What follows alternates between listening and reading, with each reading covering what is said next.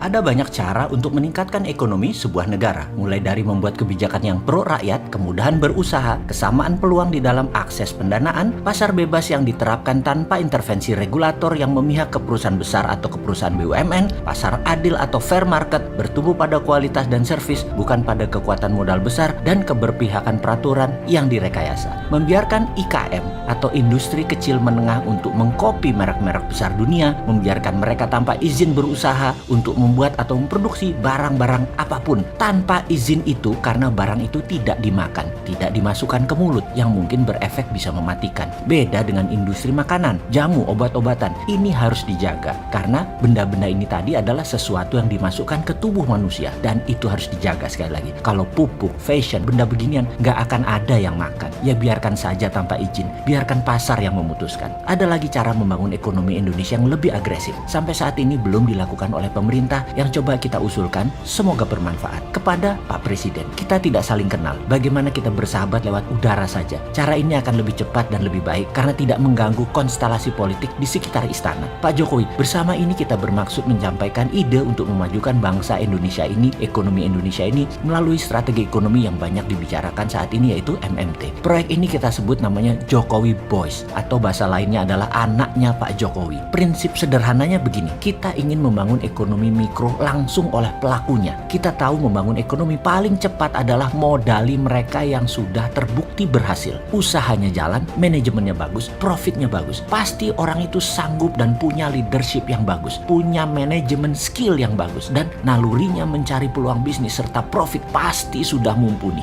Biasanya usia mereka telah melewati pahit manis berbisnis, usia kira-kira 30-45 tahun, di mana secara waktu sudah punya usaha lebih dari 10 tahun. Kita gunakan teori trickle down, yaitu kita modali dia, modal yang di atas, dengan kemudian mereka akan membangun bisnis dengan mitra-mitra UKM sebagai suppliernya. Cara ini akan lebih cepat membangkitkan ekonomi kerakyatan. Jokowi Boys adalah program. Kita mencari di setiap kabupaten 1-5 orang yang akan kita berikan modal. Lalu di tingkat provinsi ada 1-5 orang. Di setiap provinsi juga akan negara modali. Modalinya bagaimana maksudnya? Kita berikan mereka standby loan. Loan ini sangat rendah biaya bunganya, bahkan boleh 0 atau hanya biaya administrasi bank. Setiap orang di tingkat provinsi dapat standby loan 1 triliun misalnya. Uang tersebut baru cair kalau ada counterpart, dalam tanda petik, misalnya dia beli hotel, bangun pabrik, menambah aset produktif lainnya. Bank yang mencairkan dana tersebut akan memegang aset tersebut sampai lunas tentunya. Kelincahan standby loan ini akan membuat setiap daerah bisa bertumbuh dengan menggelontorkan dana ke mereka yang sudah pengalaman dan terbukti berhasil. Syarat lain Pak Jokowi Boys ini adalah bukan orang yang itu-itu lagi. Cari kader baru. 5 dikali 33 provinsi itu sekitar 150-an orang, dan 5 dikali 400-an kabupaten kota adalah sekitar 2000-an orang. Manusia unggul tentunya. Provinsi sampai 1 triliun, di kabupaten kota kita berikan sampai 500 miliar. Dan program ini adalah program 4 tahun ke depan. Total nilai investasinya sekitar 1.150